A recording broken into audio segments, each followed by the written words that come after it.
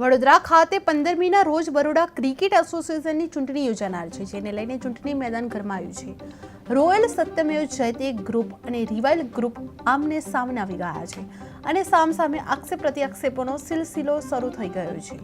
આરએસજીએમ ગ્રુપે કોટંબી સ્થિત બીસીએ સ્ટેડિયમના બાંધકામમાં 18 કરોડના ખર્ચ બાદ પણ કામ અધૂરું હોવાનું કહી ભ્રષ્ટાચારના આક્ષેપ સાથે ફોરેન્સિક ઓડિટની માંગ ઉઠાવી છે। સાથે જ ચૂંટણી પ્રક્રિયા પર વિશ્વાસ ન હોવાનો આક્ષેપ કરી બેલેટ બોક્સ કલેક્ટર પાસે સુરક્ષિત રાખવાની માંગ કરવામાં આવી છે।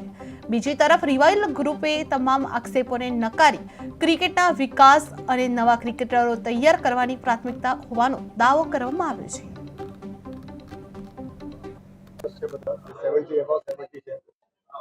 એનું પણ પેન્શન સ્કીમ અમે ચાલુ કરવાના છે। અમે સ્કોરર છે, અમ્પાયર છે, જે રાત દિવસ મહેનત કરે છે અમારા લોકલ ટુર્નામેન્ટમાં, એમના માટે પણ અમે પેન્શન સ્કીમ ચાલુ કરવાના છે।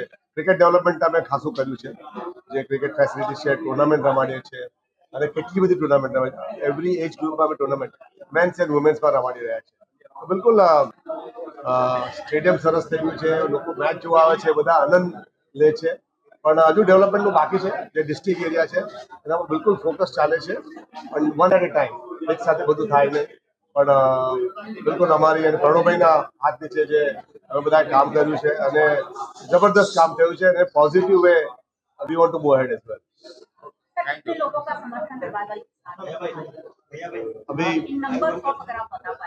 तो नंबर्स तो बहुत है और आप देखिए हमारी पार्टी ने बहुत अच्छा काम किया रिवाइवल ने, कि हमारा रिकॉर्ड ही बोलता है।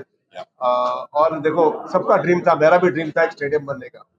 हर रोज मुझे बताओ बड़ौदा में इतनी बड़ी चीज कौन सी आई है। मुझे 64 साल हो गए बड़ौदा में, मैंने इतनी बड़ी चीज देखी नहीं अब तक बड़ौदा में, जो बनती हुई पब्लिक के लिए, क्रिकेटर्स के लिए, मेंबर्स के लिए। तो इन्होंने बना के दिया, हमने पूरा एक अच्छा एक स्टेडियम बना के दिया है हमने। वो किसके लिए है? मेरे लिए नहीं है, ये जो आगे की पीढ़ी आने वाली है उनके लिए है, जो आगे के क्रिकेटर्स आने वाले हैं उनके लिए है। और इसमें और बहुत कुछ काम है। तो पहली मैच हुई है, पहली मैच के बाद बहुत कुछ काम है, शुरुआत है। और आप देखते ही जाइए, बड़ौदा में वर्ल्ड कप भी आएगी, आईपीएल भी आएगा, सब कुछ आएगा यहाँ। WPL तो इधर आई है, और मैं कहता हूँ छाती ठोक के बहुत सारे मैचेस आएंगे और बड़ौदा सिटी में ऐसी बहुत पॉपुलर है।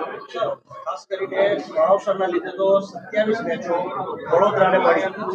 આઈપીએલ ને બધી ટીમોમાં તો એવું હોય છે કે ઓનર્સ નક્કી કરતા હોય છે કે ક્યાં રમવું છે।